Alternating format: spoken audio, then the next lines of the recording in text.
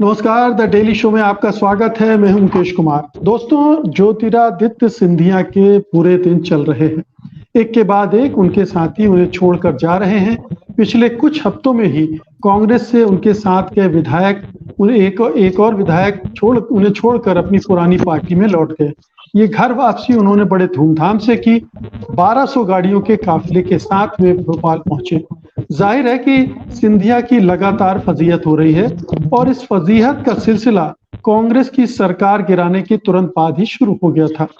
मोदी ने उन्हें इनाम देकर मंत्री तो बना दिया, मगर बीजेपी ने उन्हें कभी स्वीकारा नहीं। ग्वालियर चंबल क्षेत्र में लगातार उन पर हमले हुए और प्रदेश बीजेपी के अंदर कभी उन्हें वो रुतबा नहीं मिला जो कांग्रेस में हुआ करता था। बल्कि प्रदेश के नेताओं ने कोशिश की कि उनका रहा सहा रुतबा कैसे खत्म कर दिया जाए और उसमें वो काफी हद तक सफल भी रहे।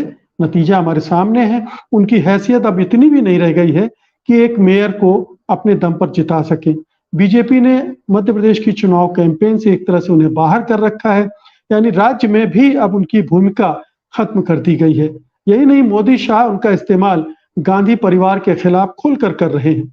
हाल में अविश्वास प्रस्ताव के दौरान उन्होंने जिस तरह की भाषा का इस्तेमाल किया, उससे समझा जा सकता है कि उनकी हैसियत पार्टी में क्या है और मोदी शाह की नजरों में क्या है।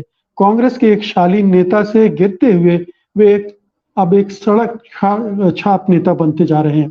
सवाल उठता है कि अगर ये सिलसिला जारी रहा तो क्या सिंधिया की राजनीतिक पूंजी पूरी तरह से खत्म नहीं हो जाएगी? सामंतवाद के दम पर खड़ी उनकी दुकान पूरी तरह से बंद नहीं हो जाएगी? सवाल ये भी है कि उनकी वजह से बीजेपी में जो सिर फुटअव्वल हो रही है, उसका विधानसभा चुनाव पर क्या असर पड़ेगा?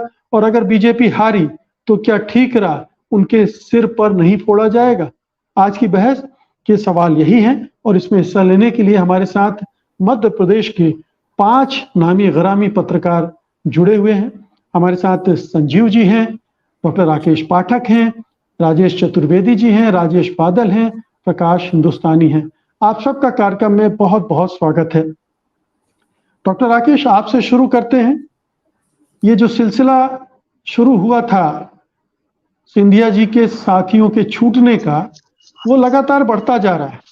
क्या ये चुनावी हवा के संकेत की वजह से है, या सिंधिया जी से मोह भंग की वजह से है, या पार्टी के अंदर उन्हें वो सम्मान, वो हैसियत, या जो ले सोचकर वो गए थे, या उनसे जो वादे किए गए थे वो पूरे नहीं हुए इसकी वजह से? मुकेश जी, उनसे जो वादे किए गए थे उनमें से लगभग सभी पूरे हो चुके हैं, सिवाय एक के, जिसके बारे में हम सब लोगों के पास कोई ऐसी प्रामाणिक जानकारी नहीं है कि वो जो एक वादा जो सियासी हलकों में और हम सब लोगों के बीच में चर्चा में रहता है कि उन्हें मध्य प्रदेश का मुख्यमंत्री बनाया जाना था, अगर ऐसा कोई वादा था उस सौदे में, उस डील में, वो पूरा होता नहीं दिखाई दे रहा। एक बात।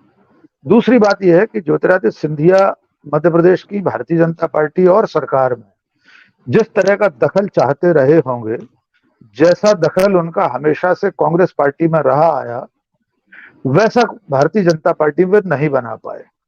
भले उसके लिए वे संघ मुख्यालय नागपुर से लेकर ग्वालियर में नई सड़क के संघ कार्यालय तक हाजिरी लगाते रहे।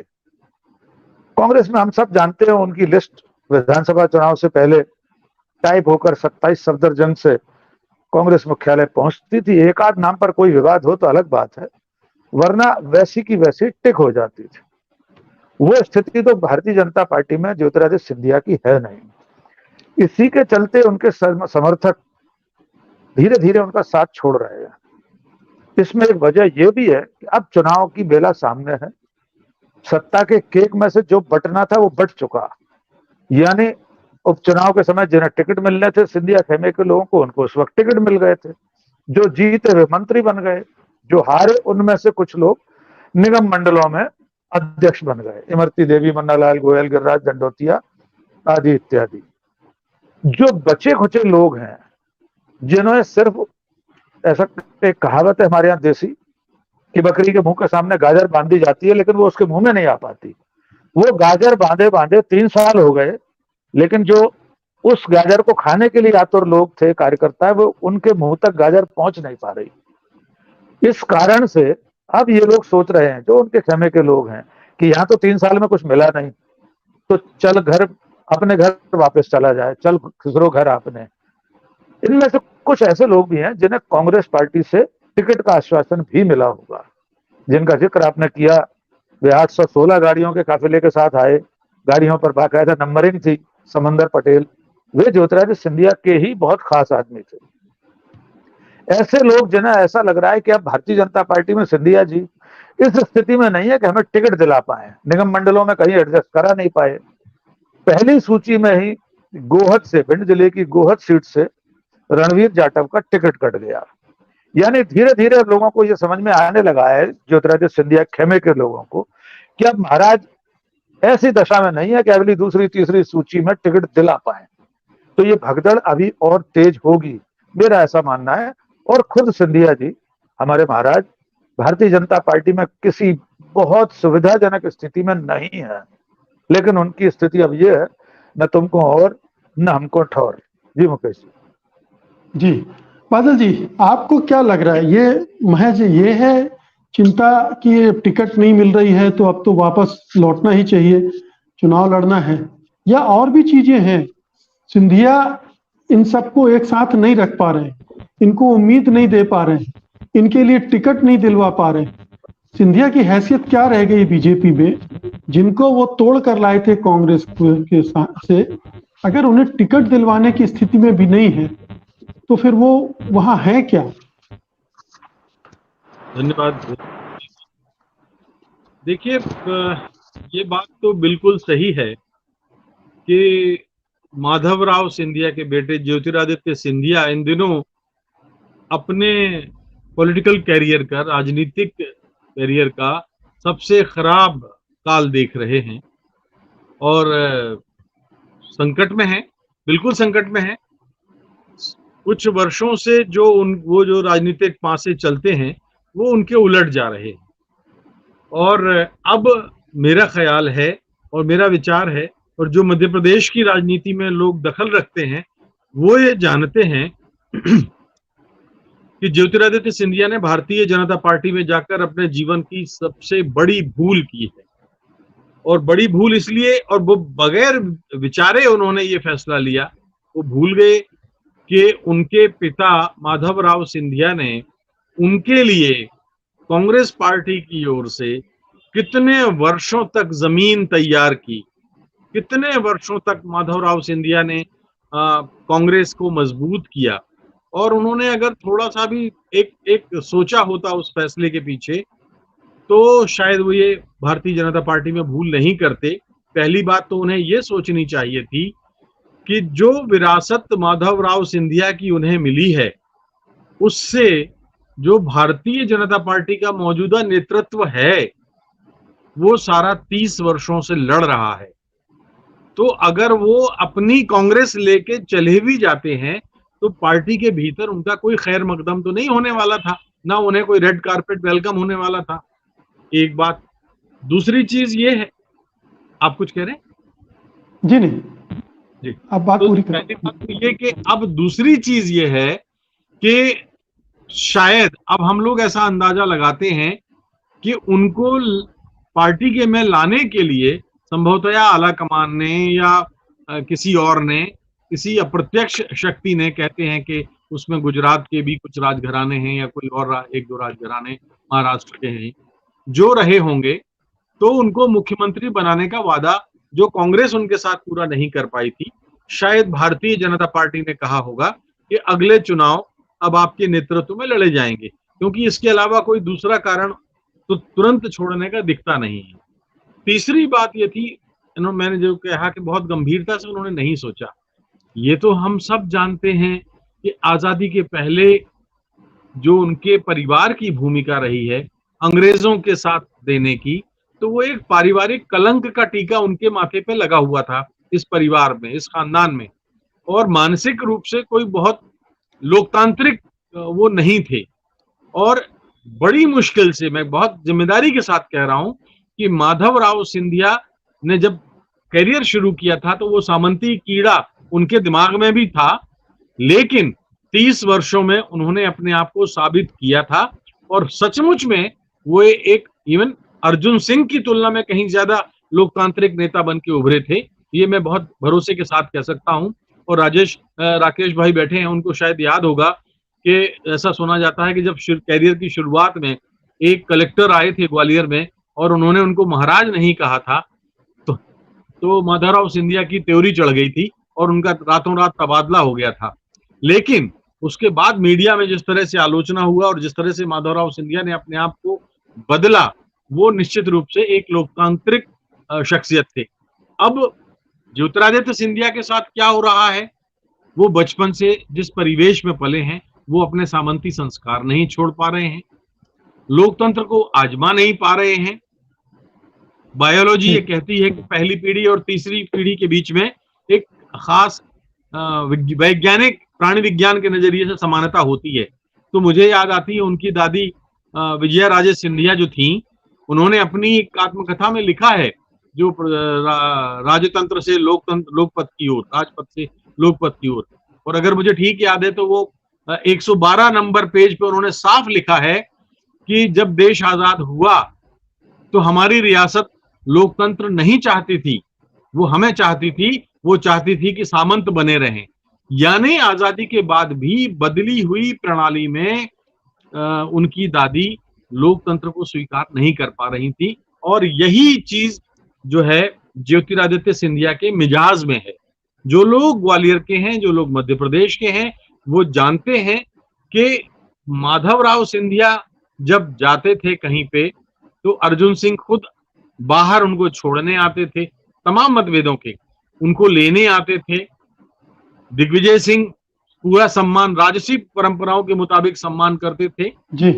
लेकिन ज्योतिरादित्य सिंधिया और माधवराव सिंधिया को मिलने के लिए टाइम नहीं लेना पड़ता था किसी से, यानी राजीव गांधी से या सोनिया गांधी से। ज्योतिरादित्य सिंधिया का भी यही शुरुआत जब हुई थी तो सोनिया गांधी ने अपने बेटे की तरह परवरिश की, हम सब गवाह हैं उसके। इतनी जल्दी भारत के किसी नेता को मंत्री पद मिलता है क्या केंद्र में? तो कांग्रेस ने जो उनको दिया था, वो अब ये हाल है कि वो राहुल गांधी से जब तक कभी भी मिल सकते थे, रात को 12 बजे सोनिया गांधी से मिल सकते थे। यहाँ मोदी से मिलने के लिए उनको समय लेना पड़ता है, अमित शाह से मिलने के लिए समय लेना पड़ता है, जेपी नड्डा से मिलने के लिए समय लेना पड़ता है, शिवराज सिंह चौहान से मिलने के लिए समय लेना पड़ता है, बीडी शर्मा से मिलने के लिए समय लेना पड़ता है। और हमने तमाम दृश्य देखे हैं जब वो अपने जगह अपने यानी बीजेपी के संगठन मंत्री से समय लेके ग्वालियर में मिलने जाते हैं। तो ये दुर्दशा तो हमने, माफ कीजिए, सिंधिया खानदान के परिवार की किसी व्यक्ति में नहीं देखी। और ये बता रहा है कि आने वाले दिन उनके लिए बहुत ही आसानी से तो नहीं निकलेंगे, उनको बहुत चुनौती का सामना करना पड़ेगा। तो प्रकाश जी, तो बीजेपी ने सिंधिया जी की जो सामंती अकड़ थी वो खत्म कर दी। देखिए मुकेश जी, जब चुनाव हुए थे तो इसी बीजेपी ने विज्ञापन सीरीज चलाई थी कि बहुत हुआ महाराज, अब की बार शिवराज। तभी से सिंधिया निशाने पर थे। लेकिन जब सिंधिया ने खुद ही पार्टी बदल दी और सिंधिया ने अपने मुख्तलिफ रंग दिखाने शुरू कर दिए 3 महीने पहले, दबाव की राजनीति उन्होंने शुरू की। जब वे प्रदेश की बीजेपी की कार्य समिति की बैठक में नहीं गए और उनके धुर विरोधी थे जयभान सिंह पवैया, वो भी बैठक छोड़ के भोपाल चले गए। यानी उनकी गति तब से शुरू। पिछले 3 महीने में 7 बड़े नेता भी जो कांग्रेस के थे वापस सिंधिया का साथ छोड़ के जा चुके हैं। समंदर पटेल उसमें से एक है, जो नीमच के जावत से 2018 में निर्दलीय चुनाव लड़ चुके हैं। चुनाव नहीं जीत पाए लेकिन 33,000 वोट उन्हें मिले थे और कांग्रेस का खेल उन्होंने खराब कर दिया था, ये बात सबको पता है। सिंधिया ने बीजेपी का दामन थाम दिया तो भी साथ में आ गए। फिर बैजनाथ यादव हैं जो गुना शिवपुरी के हैं, वो भी चले गए। फिर जयपाल सिंह यादव चंदेरी के से चुनाव लड़ चुके हैं, वो भी उनका साथ छोड़ चुके हैं। यहीं के चंदेरी के यदुनाथ सिंह यादव है, वो भी सिंधिया का साथ छोड़ गए हैं। रघुराज ठाकर वो भी सिंधिया का साथ छोड़ चुके हैं। शिवपुरी में बीजेपी के जिला उपाध्यक्ष पद पर थे राकेश गुप्ता, सिंधिया जब कांग्रेस में थे, लेकिन जब सिंधिया बीजेपी में आए और गुप्ता जी को जिले का कार्यकारी अध्यक्ष बनवाया, तब वो भी अब उनसे दुखी हैं। और गगन दीक्षित नामक एक शख्स हैं जो सांची जनपद पंचायत में बड़े क्षेत्र में बड़ा महत्व रखते थे, वो भी वापस चले गए। तो एक एक करके तमाम लोग धीरे धीरे करके सिंधिया जी का साथ छोड़ के जा रहे हैं। और सिंधिया जी की हालत बुरी इसलिए है कि उन्हें भले ही केंद्र में पद मिल गया हो, भले ही उन्हें बंगला मिल गया हो, मनचाहा बंगला मिल गया हो, भले ही उनकी राज्यसभा की सदस्यता, उन्हें राज्यसभा की सदस्यता मिल गई हो, लेकिन हाल ये जो अभी राजेश बादल जी बता रहे थे, वो इंदौर आते हैं तो कैलाश विजयवर्गीय के घर जाते हैं। और मजेदार बात है कि कैलाश विजयवर्गीय अपने घर पर नहीं रहते, जानबूझकर अपने घर पर नहीं रहते, वो उनके बेटे पत्नी से। और एक दिन पहले वो अपना कार्यक्रम घोषित करते हैं, कल मैं इंदौर आऊंगा, ताई से मिलूंगा, कैलाश जी के घर जाऊंगा, ताई के घर जाऊंगा, और वो नहीं मिलते। तो इसका मतलब ये कि जो बीजेपी के राष्ट्रीय महासचिव हैं वो सिंधिया को अभी कहीं गिनते नहीं है। और सिंधिया एक कंज्यूमर आइटम थे बीजेपी के लिए। चुनाव में बीजेपी हार गई थी, सिंधिया जी ने उनका काम किया, उस कंज्यूमर आइटम का उपयोग कर लिया। अब एक ही आइटम का उपयोग कितनी बार करेंगे, एक चीज कितने बार बार वापरेगा कोई आदमी। तो बीजेपी को लगता है कि सिंधिया जी का उपयोग पूरा हो गया है, सिंधिया जी की जरूरत नहीं है। सिंधिया जी की इज्जत बरकरार है बीजेपी में, लेकिन उनके लोगों की कुछ जरूरी नहीं कि सिंधिया जी जो कहे वो माने, क्योंकि बीजेपी में तो शिवराज सिंह चौहान की भी कई बात कहाँ चलती है, यहाँ तो नरेंद्र सिंह तोमर की भी नहीं चलती केवल शाह की है और मोदी जी की है, नड्डा जी की भी शायद ही चलती। मुकेश जी, राजेश चतुर्वेदी जी, अब जो छोड़ के गए थे सिंधिया कांग्रेस, तब से अब तक सिंधिया की ताकत में कितनी कमी आई है? आखिरकार कितने लोग उनके पास बचे हैं? उनकी ताकत कितनी रह गई है? देखिए मुकेश जी, जैसा कि राजेश बादल जी ने कहा और डॉक्टर साहब ने कहा, सिंधिया जी की ताकत कितनी रह गई है ये बिल्कुल अब महीने 2 महीने में टेस्ट हो जाएगा, इसकी परीक्षा होने वाली है। क्योंकि हम सबको मालूम है कि मतलब उनके पिताजी के जमाने से कांग्रेस में सिंधिया जो गुट है या सिंधिया के नाम पर जो 35 से 40 टिकट मिलते थे कांग्रेस में, मतलब उनके फिक्स टिकट थे। ग्वालियर, चंबल और मालवा के कुछ इलाकों के टिकट एकदम फिक्स थे। अब उनके साथ जो 2020 में छोड़ के गए लोग, पहली जो चुनौती उनके सामने आने वाली है कि वो जो 19 लोग छोड़ के गए थे कांग्रेस को, वो 19 के 19 को वो टिकट नहीं दिलवा पाते हैं। पहला तो परीक्षा उनकी अभी हाल में होने वाली है, एकदम ऑब्जेक्टिव टाइप। अगर वो ये टिकट नहीं दिलवाने में कामयाब हो पाते हैं तो आप ये मान के चलिए कि उनकी जो भी हैसियत है भारतीय जनता पार्टी में, क्योंकि उनकी जो हैसियत है या उनकी कांग्रेस में जो हैसियत थी वो उनके लोगों के उत्थान की वजह से थी। अगर वो टिकट नहीं दिलवा पाने में कामयाब रहेंगे तो जो भी लोग उनके साथ हैं आज की तारीख में वो नहीं रहने वाले हैं। क्योंकि हमने देखा ना कि पिछले मतलब साल भर के अंदर ग्वालियर, चंबल के और मालवा के कई बड़े बड़े नाम जो है कांग्रेस में वापस आ चुके हैं। तो ये जो चुनाव होने जा रहा है विधानसभा का, अच्छा सिंधिया भी इस चीज को जानते हैं कि अगर उनका जो भी राजनीतिक रसूख है वो अगर उसकी रक्षा करने में वो असफल रहते हैं तो जाहिर है कि उनकी भी जो पोजीशन है पार्टी के अंदर, बीजेपी के भीतर, वो और कमजोर होगी। क्योंकि ठीक है, बीजेपी जैसा अभी कहा कि बीजेपी तो डॉक्टर साहब ने कहा कि बीजेपी उनकी तो इज्जत कर रही है, उनका पूरा ख्याल कर रही है, मगर उनके लोगों का उतना ख्याल नहीं हो पा रहा है। और उसकी एक सबसे बड़ी वजह यह है मुकेश जी कि मध्य प्रदेश असम नहीं है। सिंधिया जी ने भी हम लोगों ने हाल में देखा कि अविश्वास प्रस्ताव के दौरान किस तरीके से मतलब गांधी फैमिली को, जिनके वो सबसे ज्यादा राहुल गांधी के नजदीक रहने वाले व्यक्ति, किस तरह से उनकी भंगिमा थी, सबने देखा। मगर मध्य प्रदेश जो है भारतीय जनता पार्टी के लिहाज से संगठन का प्रदेश है। ये यहाँ संगठन है मेन जो कुछ है। तो जो बीजेपी का जो कार्डर है वो ओरिजिनल पुराना, वो सिंधिया को एक्सेप्ट करने के लिए राजी नहीं है। आप पूरे स्टेट का सर्वे करा के देख लीजिए, वो जो कार्यकर्ता है ओरिजिनल, वो सिंधिया को स्वीकार, और सिंधिया के लोगों को, सिंधिया को इतनी जल्दी स्वीकार नहीं करेगा, क्योंकि ये असम नहीं है। वहां तो हेमंत बिस्वा शर्मा सेवन सिस्टर्स के नेता होगा बीजेपी के, मतलब राहुल गांधी और गांधी फैमिली के बारे में बोल बोल के अपनी इंटीग्रिटी को साबित कर करके। लेकिन ये असम नहीं है, मध्य प्रदेश। यहाँ बीजेपी का कार्डर स्वीकार ही नहीं कर रहा है। एक सबसे बड़ा एक संकट ये है।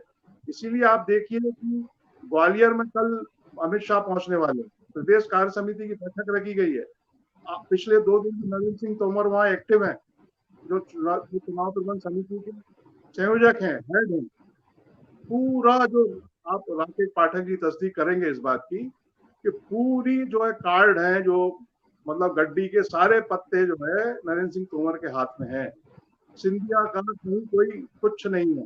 केवल एक काम जरूर किया है, जो कल 39 लोगों की लिस्ट जारी की है भारतीय जनता पार्टी ने, उसमें सिंधिया के सबसे खास आदमी, उनका ख्याल जरूर किया है। क्योंकि ग्वालियर में बैठक हो रही है तो इतना तो करना ही पड़ता कि तुलसी सिलावट की जो सीट है कावेर, वहां से जो बीजेपी के पुराने नेता हुआ करते थे प्रकाश सोनकर, दिवंगत है अब, उनका लड़का जो है तुलसी सिलावट के खिलाफ खड़ा होता था, उसकी सीट शिफ्ट कर दिया, उसको जो है सोनकच्छ भेज दिया गया है सज्जन सिंह वर्मा के खिलाफ।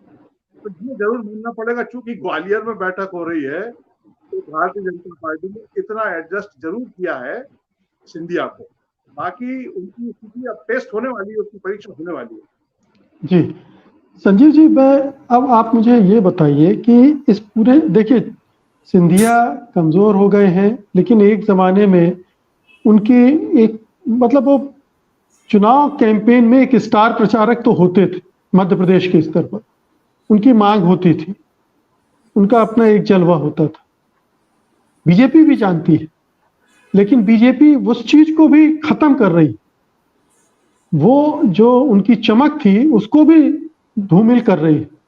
उनका कोई इस्तेमाल नहीं करना चाहती, ऐसा लगता है उनको महत्व नहीं दिया जा रहा है चुनाव में। ये क्या स्ट्रेटजी है बीजेपी की? बीजेपी के अंदर का दबाव है जो उनको हाशिए पर लगा रहा है, या ये मोदी शाह की रणनीति थी कि इसको खत्म कर दो, इस पूरे घराने को ही, उधर वसुंधरा को ठिकाने लगा दो, इधर ज्योतिरादित्य को, बाद में यशोधरा जी का भी नंबर ला जाएगा।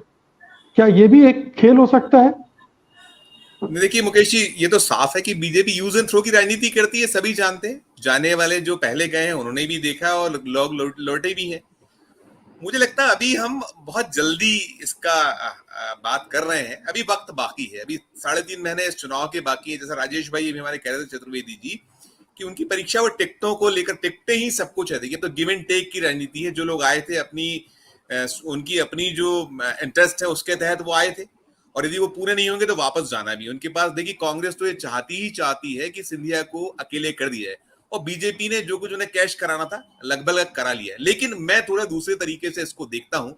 आपने भी जो कहा कि सिंधिया मध्य प्रदेश में स्टार कैंपेनर थे, अकेले मध्य प्रदेश नहीं, आप याद करिए यूपी में उनको कांग्रेस ने प्रियंका गांधी के साथ उतारा, तो सिंधिया को पहचानने वाले हिंदुस्तान भर में है।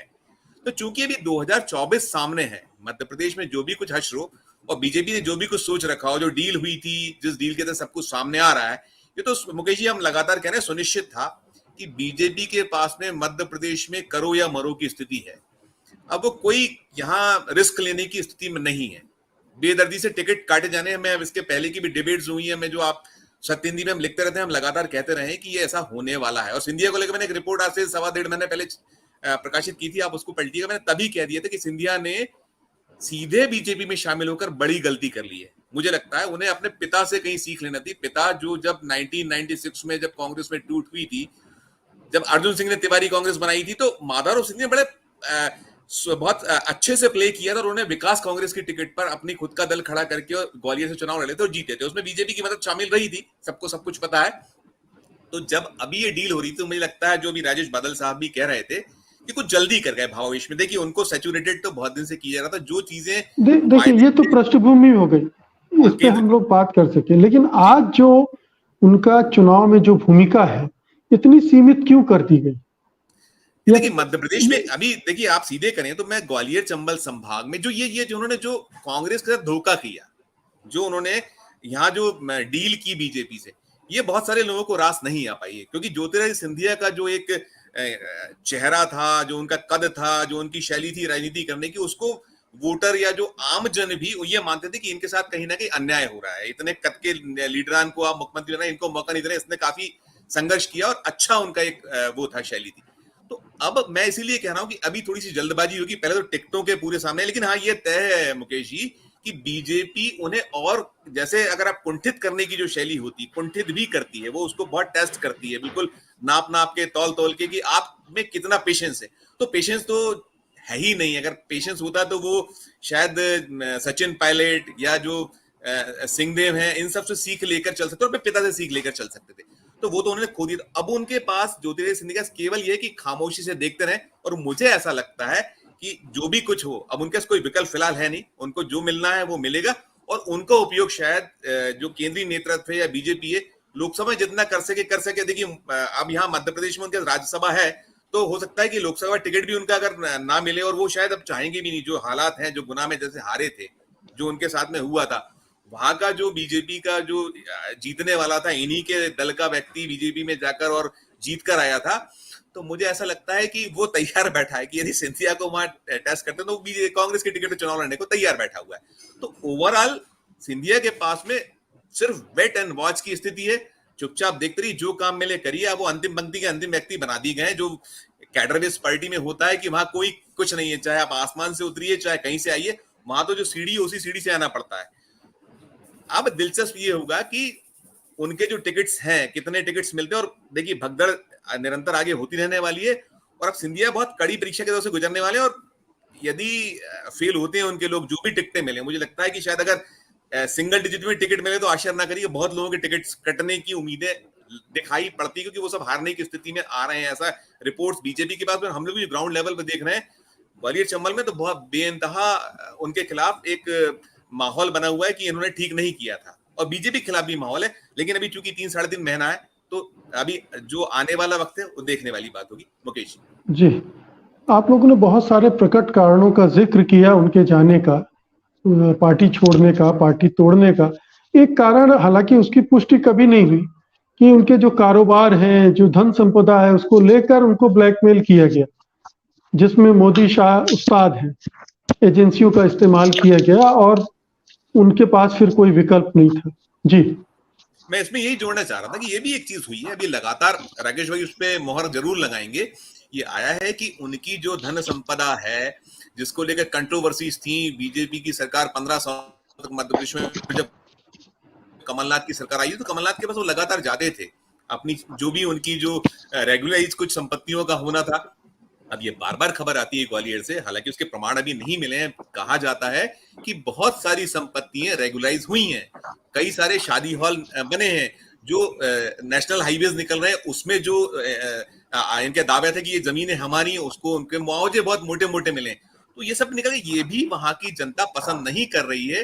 ये मानकर चल रही कि इतना सब होने के बाद इसके लिए कहीं गिर जाना, या इसके लिए पार्टी से रूठ जाना, टूट जाना, ये सब कुछ लोगों को रास नहीं आ रहा है। मुकेश जी, तो डॉक्टर राकेश, क्या इस क्षेत्र में भी, जहां सिंधिया का प्रभाव माना जाता है, अपील तो सिंधिया की पूरे प्रदेश में रही है, लेकिन कभी वो पूरे पैन एमपी के लीडर की तौर पर नहीं देखे गए। तो ठीक है, एक प्रोजेक्शन होता रहा, जिस तरह से दिग्विजय सिंह इधर से उधर तक स्वीकार्य होते थे, कमलनाथ की भी नहीं है वो एक्सेप्टेबिलिटी, लेकिन सिंधिया तो एक रीजन विशेष के नेता ही बने रहे। क्या उस क्षेत्र में भी उनकी कोई भूमिका अब नहीं है इस चुनाव में? कम से कम मध्य प्रदेश विधानसभा के चुनाव में वो बीजेपी को किसी तरह से मदद करने की स्थिति में नहीं रह गए हैं?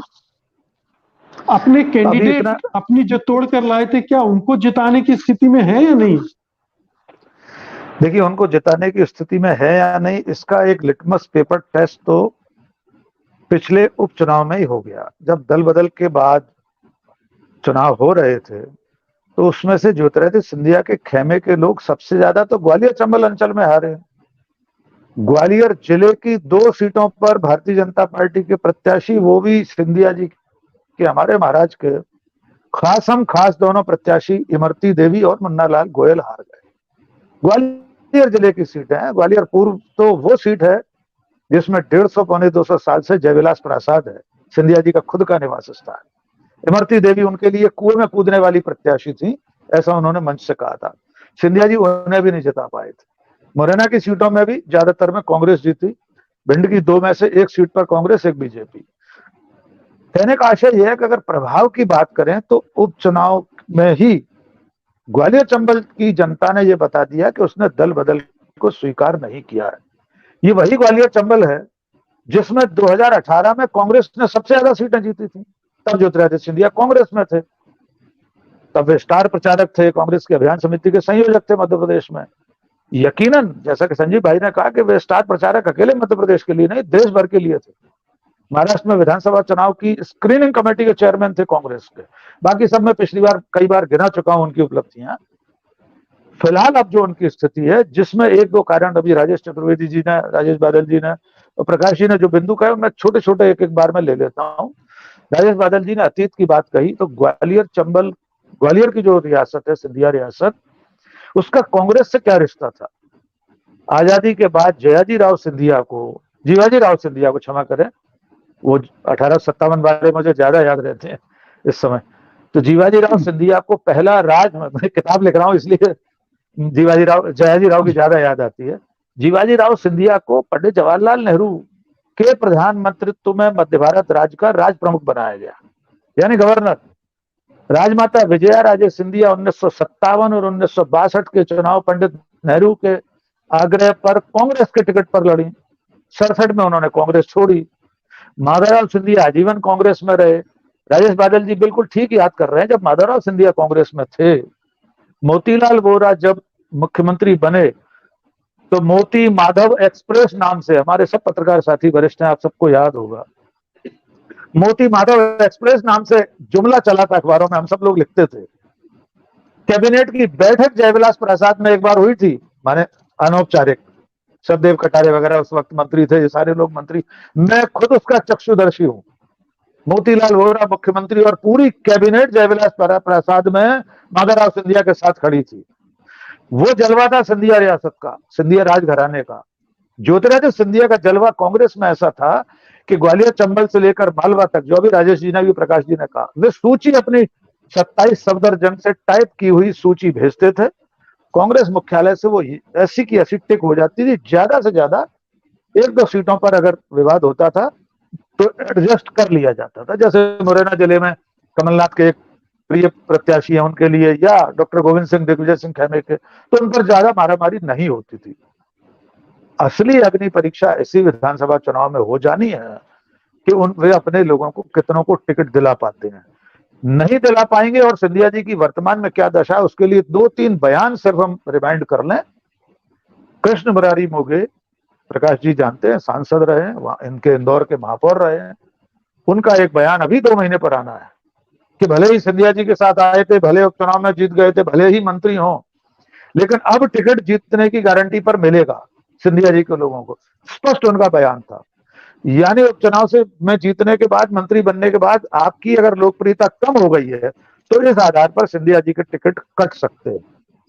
और जितने बयान दिए जा रहे हैं इस वक्त बीजेपी में रहते हुए, मैं नहीं जानता ज्योतिरादित्य सिंधिया हमारे महाराज कैसे बर्दाश्त करते होंगे। वे जिस पार्टी में, उस पार्टी का एक पूर्व विधायक उन्हें नामर्द कह रहा है। मुकेश जी, जिस व्यक्ति से वे चुनाव हारे हैं, डॉक्टर केपी यादव से, वो टेलीविजन चैनल के इंटरव्यू में ज्योतिरादित्य सिंधिया को मूर्ख बता रहा है। कांग्रेस में 20 साल रहे ज्योतिरादित्य सिंधिया, सारी गुटीय राजनीति के बावजूद क्या किसी की हिम्मत थी कांग्रेस में कि ज्योतिरादित्य सिंधिया कोई मूर्ख कह सके, नामर्द कह सके, विभीषण कह सके, भिखारी कह सके। सत्यनारायण सत्तन ने भिखारी कहा ज्योतिरादित्य सिंधिया को कि वे तो भिखारी बनकर आए अपनी थाली सजाने के लिए हमारी पार्टी में। अब इसके बावजूद अगर वे इसी सम्मान की तलाश में बीजेपी में आए थे तो उनको भरपूर सम्मान बीजेपी में मिल रहा है। हो सकता है कल वे मुख्यमंत्री भी बन जाएं, लेकिन जो रसूख उनका, जो इकबाल कांग्रेस में था, वो जाता रहा, वो बीजेपी में शायद ही कभी मिले। और अंतिम बात, डॉक्टर मुकेश कुमार जी, ये राष्ट्रीय स्वयंसेवक संघ की राजनीतिक धारा है भारतीय जनता पार्टी। एक जुमले का इस्तेमाल मैं अक्सर करता हूं, ये संघ है, ये धागे से मक्खन को काटता है जिसमें आवाज नहीं होती। ज्योतिरादित्य सिंधिया के मक्खन पर अब संघ का धागा चलना शुरू हो चुका है। हम नहीं जानते पूरी तरह काट पाएंगे या नहीं, लेकिन फिलहाल ज्योतिरादित्य सिंधिया बहुत असहज स्थिति में होंगे अगर वे सचमुच वो जो उसूलों पर आँच आए तो जिंदा हो तो जिंदा नजर आना जरूरी है, वो जो शेर लिखा था उन्होंने पार्टी छोड़ने से पहले, अब भी उनके उसूलों पर आँच नहीं आ रही। इतना सब सुनने के बाद तो फिर जी। भगवान ही मालिक है। डॉक्टर मुकेश, लेकिन अगर उसूलों की चिंता होती राजेश बादल जी, तो क्या इस तरह का भाषण जो उन्होंने अभी संसद में दिया था विश्वास प्रस्ताव के दौरान, क्या देते वो? या इस हद तक वो समझौता कर चुके हैं कि अब वो मोदी शाह की एक कठपुतली मात्र हैं, उन्हीं के इशारों पर, उन्हीं के धागों से नाच रहे हैं?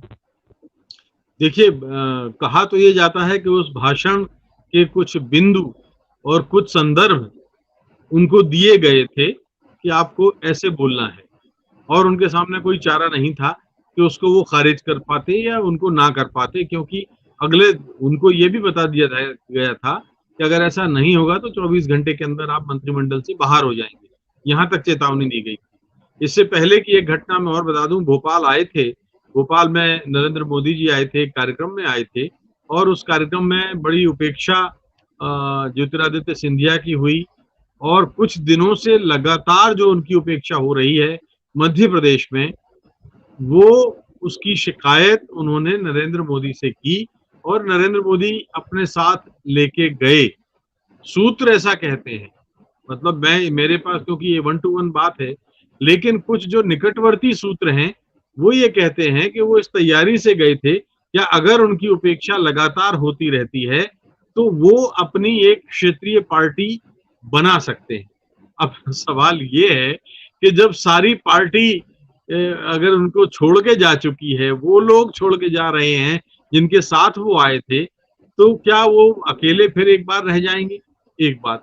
दूसरी बात यह है मुकेश जी कि दरअसल वो अपना सामंती मिजाज अभी भी नहीं छोड़ पा रहे हैं।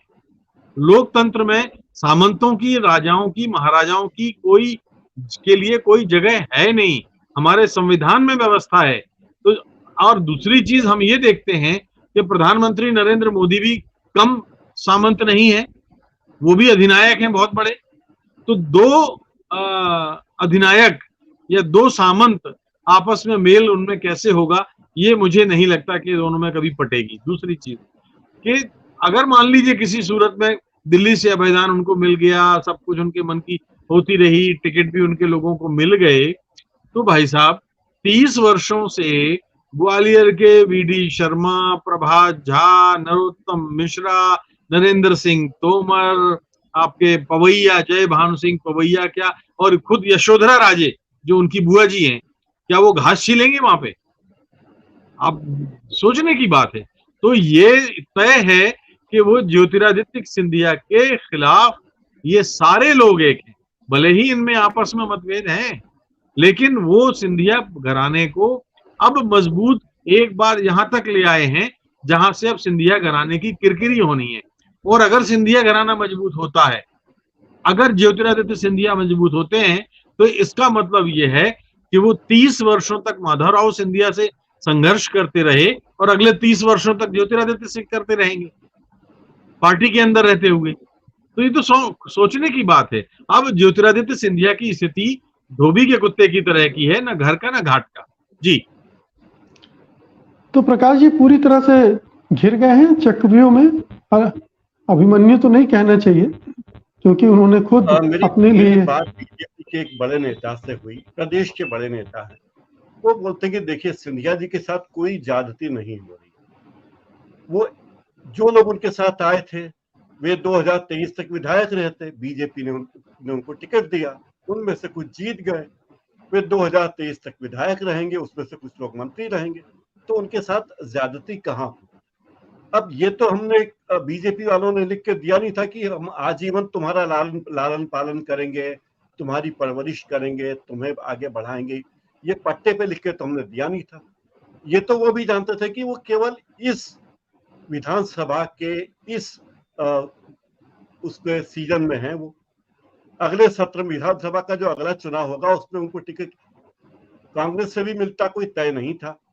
तो हमारी जिम्मेदारी नहीं है बीजेपी के नेता का, हमारी काहे की जिम्मेदारी।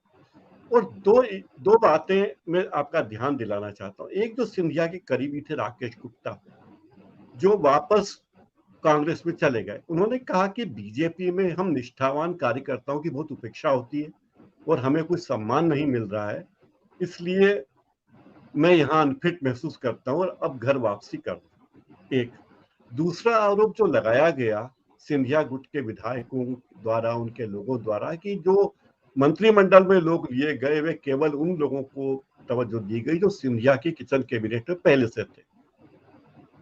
अब तुलसी सिलावट जैसे लोगों के साथ पाके सिंधिया जी अपने आप को पलटने की कोशिश जरूर कर रहे हैं, लेकिन कर नहीं पा रहे हैं। पहले वो तुलसी सिलावट को जो उम्र में उनसे 10-12 साल बड़े हैं, तुलसी इधर आओ, इस तरह बुलाते थे, लेकिन अब वो सिलावट जी बोलते हैं। ये बीजेपी में आके उनको फर्क पड़ा है। लेकिन बीजेपी अंततः है तो संघ की पार्टी, और यहाँ अंततः चलनी है आरएसएस की और आरएसएस के लोगों, चाहे वो मोघे हों चाहे कोई दूसरे नेता हों। जो आरएसएस से आए हैं उनकी ही पहले चलेगी, इन नए लोगों की चलेगी नहीं। ये लोग तो आटे के दिए हैं, दिवाली पे बनते ना आटे के दिए जलाए जाते हैं, छत पे रखो तो कौवे खा जाते हैं, घर में रखो तो चूहे खा जाते हैं। तो यही स्थिति इनकी होने वाली है। इनकी कोई दीर्घकालिक स्थिति नहीं है। ये मिट्टी के दिए नहीं है, ये आटे के दिए हैं। मुकेश जी। जी, तो राजेश जी, क्या अब मैं उस मूल प्रश्न पर आता हूं जो आज की डिबेट का था। ज्योतिरादित्य सिंधिया की दुकान बंद होने वाली, उनकी राजनीतिक पूंजी स्वाहा हो चुकी है? नहीं, अभी तो जो जैसे एक शॉपिंग कॉम्प्लेक्स होता है ना मुकेश जी, तो उसमें आप एक दुकान लगा लेते हो, एक दुकान आप खरीद लेते हो या उसको एक्वायर कर लेते हो आप, और उसमें आप अपना मजमा लगाते हो, पोंचा लगाते हो, तो वो उस कॉम्प्लेक्स में तो अभी रहने वाली है। और ये मुझे ऐसा लगता है अभी मैं लेकिन एक चीज जोड़ूंगा अपनी बात कहने से पहले। जो बीच में एक बात आई थी कि वो कोई और मसला भी हो सकता है, माने ये सामंतवाद और सामंती स्वभाव के अलावा इतर वो जो जमीनों की बात आई थी और वो तमाम चीजें जो आई थी। आप ये देखिए कि प्रियंका गांधी अभी पिछले दिनों ग्वालियर आई थी, वहां सभा हुई थी, राकेश जी जान रहे हैं, बाकी सारे लोग भी जान रहे हैं। प्रियंका गांधी की उपस्थिति में मध्य प्रदेश विधानसभा में कांग्रेस दल के नेता माने नेता प्रतिपक्ष एलओपी डॉक्टर गोविंद सिंह ने, किसी ने सिंधिया के बारे में कुछ नहीं कहा, मगर डॉक्टर गोविंद सिंह ने प्रियंका की मौजूदगी में ये कहा कि भाई ये जो हजारों करोड़ रुपए की जमीनों का जो सब ट्रांसफर और वो सब जो कुछ हुआ है, कमलनाथ जी से मैं मांग करता हूँ कि आपकी सरकार आने के बाद इन सब मामलों की आप जांच कराइएगा। और आप इसमें मजेदार एक बात और है मुकेश जी, कि जब डॉक्टर गोविंद सिंह अपनी बात रख रहे थे इंडिया के बारे में, मतलब वो एक 1.5 साल का इतिहास पढ़ रहे थे, तब कोई एक बीच में आया भी शख्स जिसको उन्होंने डॉक्टर गोविंद सिंह ने झड़क दिया था, मतलब क्या हटो मुझे अपनी बात पूरी कहने दो। ये सब हुआ है वहां। तो अब मैं नहीं, उस मीटिंग में तो प्रियंका गांधी ने भी अटैक किया था सिंधिया पर, उन्होंने भी नहीं छोड़ा था। प्रियंका गांधी मौजूद थी, उनके सामने बोला।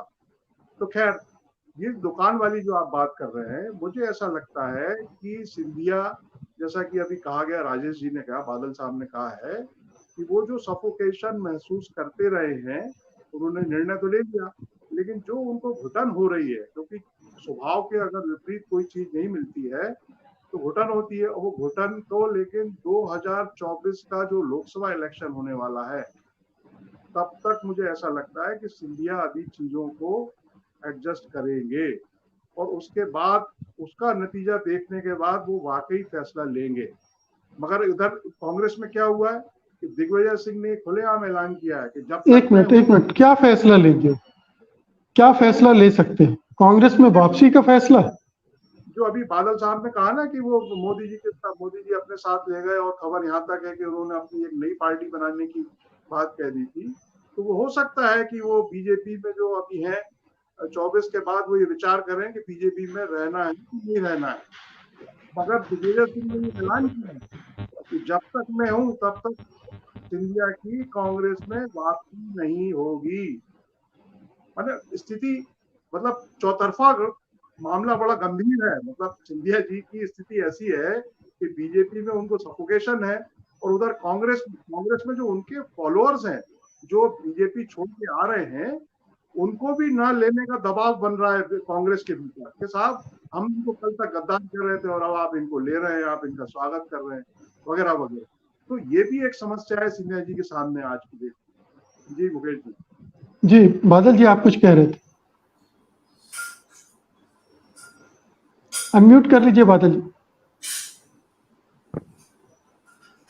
मैं राजेश जी की बात को ही आगे बढ़ाना चाहता था कि ये जो देखिए माधवराव सिंधिया और उनके बीच में ये फर्क है कि माधवराव सिंधिया ने अपनी पार्टी बनाई, लेकिन वो चाहते तो भारतीय जनता पार्टी में जा सकते थे। अटल बिहारी वाजपेयी उनको उनका स्वागत करते, लेकिन वो कांग्रेस में आए वापस।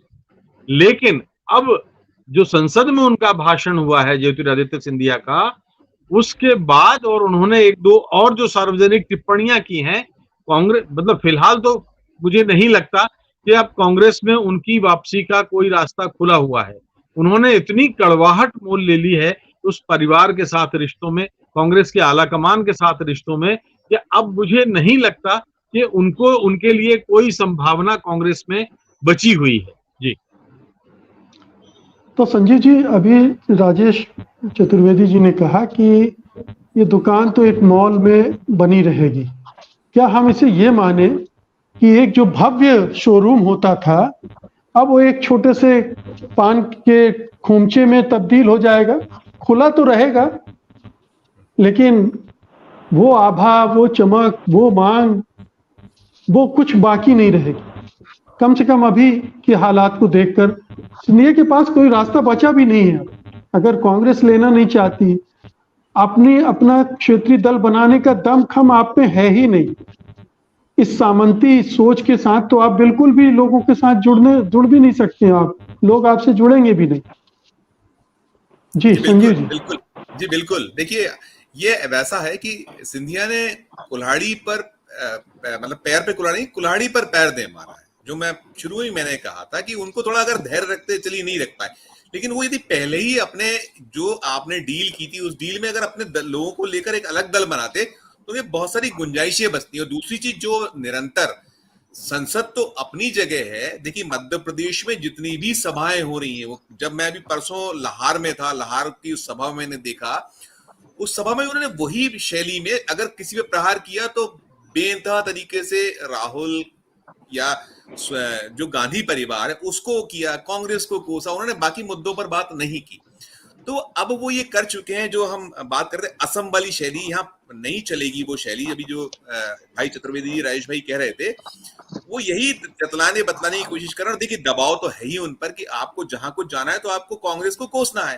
तो बीजेपी उन्हें कहीं का नहीं छोड़ी। जो दुकान की हम बात करते हैं, तो भव्य शोरूम जो उनका था, या एक पूरा आलीशान एक बहुत बड़ा एक पूरा अंपायर था, वो तो उन्होंने खुद ने अपने हाथों से समेटा, खत्म कर दिया। वो एक कोने में आ गए। जो खड़े होते थे लाइन वहां से शुरू होती थी स्थिति थी। अगर हम वो 10 जनपद की बात करें तो वो मध्य प्रदेश तो स्थिति इतनी थी कि भले ही लाख विरोध हो, तमाम चीजें हो, उनके खिलाफ कहीं कोई ऐसी स्थिति नहीं थी।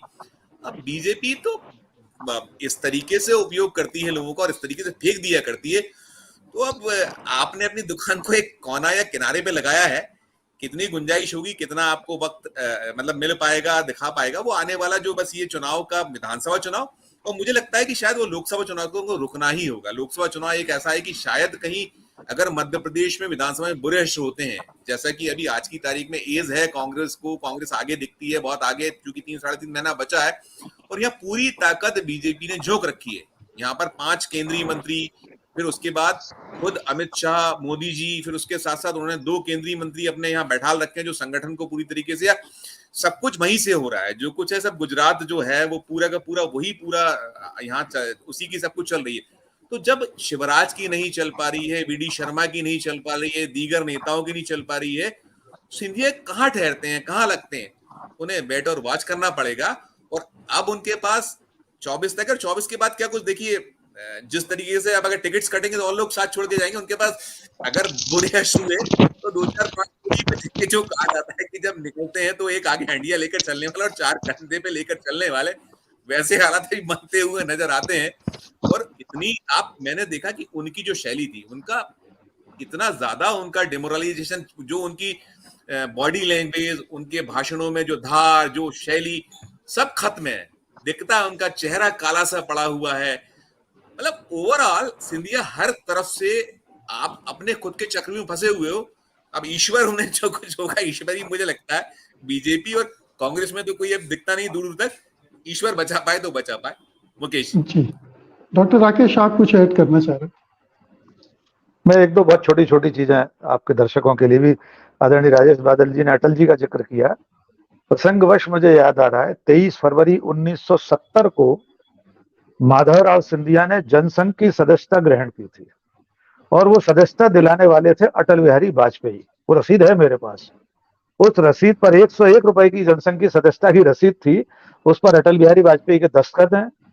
ग्वालियर में नई सड़क पर कृष्ण कृपा नाम का एक भवन है जो नारायण कृष्ण शेजवलकर का आवास है। नारायण कृष्ण शेजवलकर उस वक्त भी बहुत बड़े जनसंघ के नेता थे, बाद में राज्यसभा लोकसभा दोनों में रहे।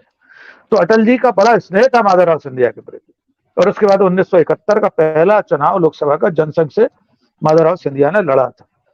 फिर वे अगले चुनाव में कांग्रेस में आ गए, आजीवन कांग्रेस में रहे।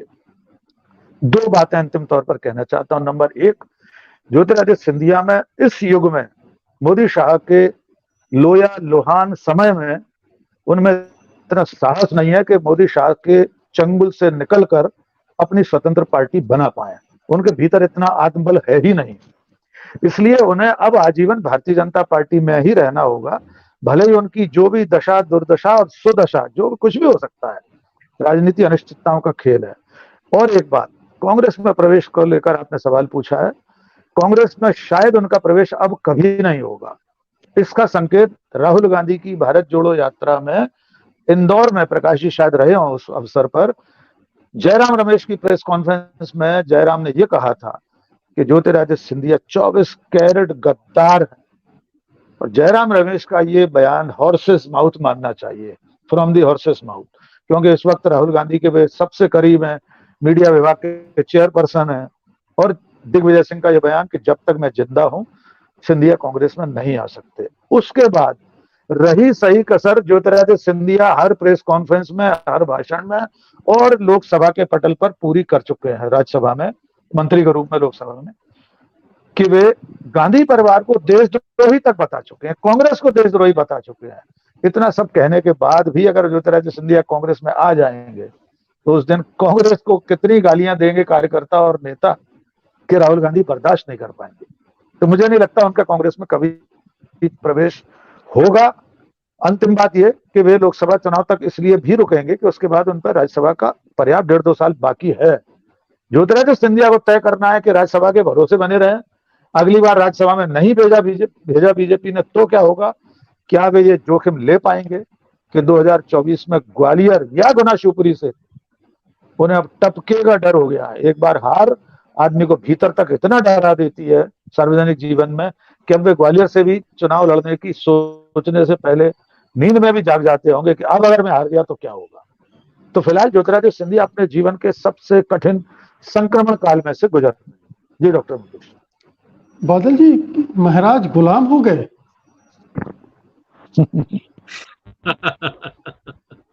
देखिए, महाराज स्वतंत्र तो कभी भी नहीं थे। मैं आपको बताऊं, वो अपने महाराज होने के ही रस्सियों से जकड़े हुए थे। उससे अगर वो आजाद हो गए होते तो क्या ही शानदार लोकतांत्रिक नहीं, वो अपनी रस्सियां थी, वो अपनी रस्सियां थी। हाँ? अपनी चुनी हुई रस्सियां थी। मैं कह तो रहा हूं कि उनका जो ईगो है, उनका जो अहंकार है, उनका जो घमंड है, वो उन्हें एक लोकतांत्रिक राजनेता के रूप में कन्वर्ट होने ही नहीं देता। और दूसरा जो देशद्रोही का आरोप वो कांग्रेस पर लगा रहे हैं, वो कृपया एक बार अपनी दादी जी की किताब तो पढ़ लें, अपनी सगी दादी विजया राजे सिंधिया की, जिसमें उन्होंने नेहरू की भरपूर तारीफ की है और लोकतांत्रिक मूल्यों की स्थापना के लिए नेहरू जी को श्रेय दिया है। इससे ज्यादा मैं और क्या कहूँ, वो देशद्रोही नेहरू जी भी थे फिर इसका मतलब। जी एक चीज सर जोड़ दूं बादल सर, 2014 से 19 के बीच में ज्योतिरादित्य सिंधिया सांसद थे, राष्ट्रीय महासचिव थे। उन्होंने दिल्ली में एआईसीसी मुख्यालय में एक प्रेस कॉन्फ्रेंस की थी, जिस वक्त ये जो आईएसआई वगैरह से जुड़े हुए संघ कार्यकर्ता, बजरंग दल के लोग और युवा मोर्चे का ध्रुव सक्सेना वगैरह पकड़े गए थे।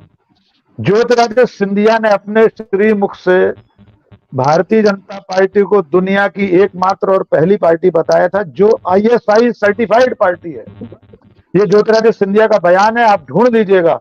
17 जुलाई 2017 को प्रेस कॉन्फ्रेंस हुई थी एआईसीसी मुख्यालय में। जिस पार्टी को वे पाकिस्तान की आतंकवादी एजेंसी आईएसआई से सर्टिफाइड पार्टी बता रहे थे, आज की तारीख में वे उस पार्टी की सरकार में केंद्रीय मंत्री। उसूलों पर आंच आए तो जिंदा नजर आना जरूरी है। जी मुकेश जी, मुझे लगता है कि आज का एपिसोड सिंधिया जी के पास जाना चाहिए। जी राजेश जी, आप संक्षेप में अनम्यूट कर लीजिए राजेश जी। जी, मैं ये बात ये कह रहा था कि हालांकि मैंने भी उस बात को कहा था कि दिग्विजय सिंह ने ऐलान किया कि जब तक नहीं वो कांग्रेस में उनकी वापसी नहीं हो पाएगी। लेकिन थोड़ा लाइटर नोट पे कि राहुल गांधी ने, आप सब जान रहे हैं कि मोहब्बत की दुकान खोल रखी है। 2024 का जो सही है, उसके उस तक तो इंतजार करेंगे वो। और जो हो सकता है कि राजनीति में वो जो जयराम रमेश ने कहा है कि वो 24 कैरेट के घटना वगैरह बने, मगर राहुल गांधी की क्योंकि मोहब्बत की दुकान खोल ही ली है, तो ये मुमकिन है कि, लेकिन 24 के तक हमको वेट करना पड़ेगा। जी बस यही बात मुझे है करनी थी। जी, मैं तो ये कह रहा था कि ये एपिसोड सिंधिया के पास जाना चाहिए और ताकि वो देख सकें कि मध्य प्रदेश के 5 बड़े पत्रकार, अनुभवी पत्रकार उनको किस तरह से देख रहे हैं, और इस एपिसोड के आईने में वो खुद को देखें और सोचें कि अमृत काल में उनका कौन सा काल चल रहा है। जी राजेश जी, मैं कह रहा हूं हम लोगों के चेहरे देखने के बाद वे चैनल बंद कर देंगे, ब्लॉक और कर देंगे। आज की टिप्पणियां सुनना तो बहुत दूर की बात है। जी मुकेश जी। जी बहुत बहुत शुक्रिया आज की इस बहुत शानदार चर्चा के लिए। आप सबका धन्यवाद। नमस्कार।